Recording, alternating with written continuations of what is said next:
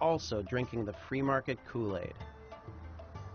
I believe in a market-driven process. Economics, capitalism is going to take over, and the marketplace is poised to respond. So the government didn't believe in government. We knew what we had to do. We would become the government, and we would find out what would happen if government did the right thing. We are preparing to go to the Gulf Coast Reconstruction Conference at the Pontchartrain Center in Kenner near the airport. You shouldn't drive. Okay. Here. So it's almost like we should be saying, we are facing a state of emergency. I'm going to speak as HUD, as the Deputy Assistant of Secretary of HUD, who couldn't make it, and CNN is going to be covering it live. This conference was taking place on the first anniversary of Katrina.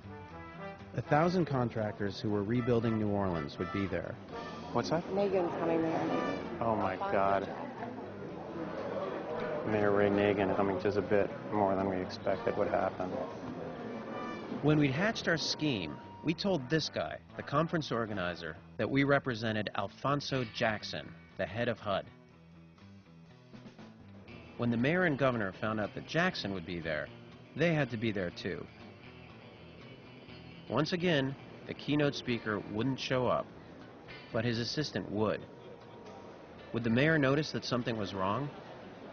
And what would the contractors think of HUD's radical new approach to public housing, an approach that could cost them money and even put some of them out of a job? Please join me in welcoming Mayor Ray Nagin of New Orleans. And please also join me in welcoming Renee Oswin, the Assistant Deputy Secretary of the U.S. Department of Housing and Urban Development.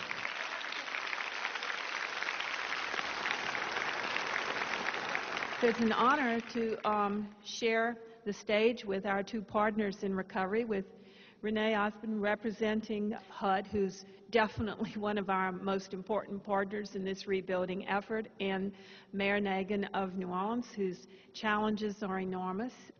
And I also want to stop and thank Renee, who's here from HUD.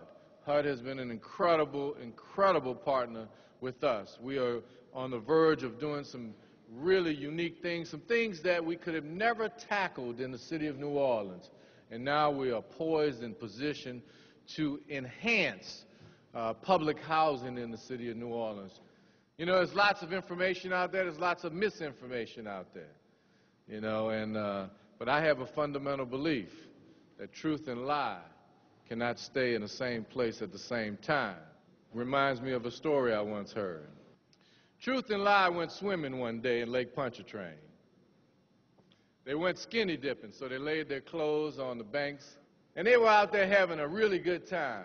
And then lie all of a sudden jumped out the water, put Truth's clothes on, and started running down Esplanade, Elysian Fields Avenue. Truth got out the water, started running after lie. So, ladies and gentlemen, what you had was a well-dressed lie being chased by naked truth.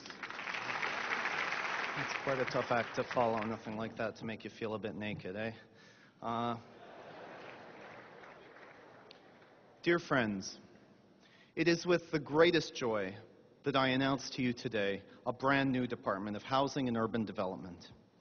Everything is going to change about the way we work, and the change is going to start right here today in New Orleans. Until last week, our MO here at HUD was to tear down public housing whenever we could. Like many folks in Washington, we thought that the projects caused crime and unemployment. We were wrong.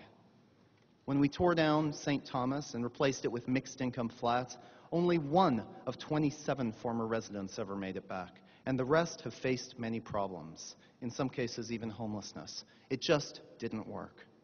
We won't make that error again. This afternoon, we will begin to reopen all public housing projects in New Orleans and allow these Americans to be part of their city once again. But opening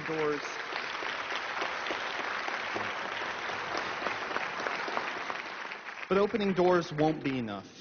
As you know, the main reason New Orleans was so vulnerable to Katrina was the destruction of the wetlands. I am very, very, very pleased to announce that Exxon and Shell have agreed to finance wetlands rebuilding from part of the $60 billion in profits this year.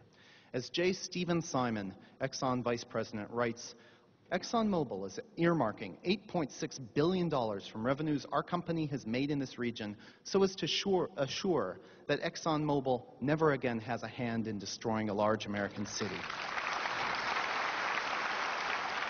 Ladies and gentlemen, we will rebuild not just New Orleans, we will rebuild the American dream.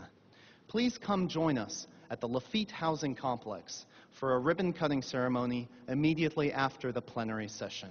This is what we're all here for, so let's make it happen. Let's bring New Orleans back.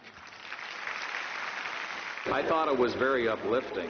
This has been a big problem. A lot of people want to come home, and they have been unable to do so. So I thought it was a very positive message. Well, very encouraging, and what's really encouraging in particular is not only getting people back home and helping them rebuild, but the recognition that we have to deal with Mother Nature, and that Exxon is going to make some significant contribution to restore wetlands. It's very encouraging. This was encouraging. When the contractors heard that the government was going to do the right thing, even though it might cost them some business, they cheered. Friedman was wrong. Greed alone didn't rule the world. Hi, this is CBS Radio, WWL. Absolutely. Oh, okay, thank you. And this time, we'd gotten away with it. Or so we thought. The city and the state both say they've not heard anything about this. This announcement comes as a surprise to the governor's office and the mayor's office. Why would HUD do this without consulting the city and the state? Well, we haven't done this without consulting with them. You have no cards. You say you're new to the agency? I have a card, but it's back at the office. I'll get it to you. Where is your PR team? I'm right here. Hi. There. Hi, you're with HUD? Yes, I am. Do you have a card? There's an entire HUD housing project there left unfinished. Yeah. There are some saying that this is a farce, that you're not truly with HUD, and that this is not an actual announcement. Well, they can say whatever they want. Who are these people? Where is your office? In Washington. Where in Washington? He just joined the agency from France. He's From France. Yeah, he's been a special attaché to the Department of the Interior in France. Why are you so skeptical? I just heard the speech, and I have a newscast very shortly. I need to confirm if it was a real speech from HUD or not. The governor and the mayor knew nothing of it. They were shocked. We desperately need to know if this is real or not. He's standing right here, the man who's just apparently committed this hoax on your department. Okay, I'm on the phone with HUD right now, and they say you're a liar. Okay, well, they can say whatever they want. I'm sorry? They can say whatever they'd like. They can say whatever they'd like, but you work for them, don't you, as a deputy secretary? That's right. Now that you've been discovered, do you want to explain to me why you did it? I mean, if you're trying to make a point, why don't you come over here and tell me why you did this? All right? All right, man. I'll call you in a few minutes. But it is a hoax, a massive hoax. You just pulled off a heck of a hoax. Thank you. I mean, I would say that, you know, HUD is pulling off a hoax by pretending that tearing down affordable housing is what's going to solve it. I mean, that's what they've been doing until now. This is a time when all of these people are clamoring to get back in. They want to get back into their housing, and they deserve to be there. It's crazy. And worth lying to absolutely. all these people. Absolutely. Actually telling the truth. This is actually truth-telling where normally there would only be lies.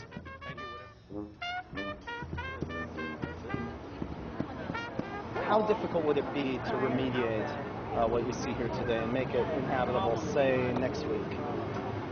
Just take off the covers here. Oh, yeah, that's a good start, yeah. Absolutely.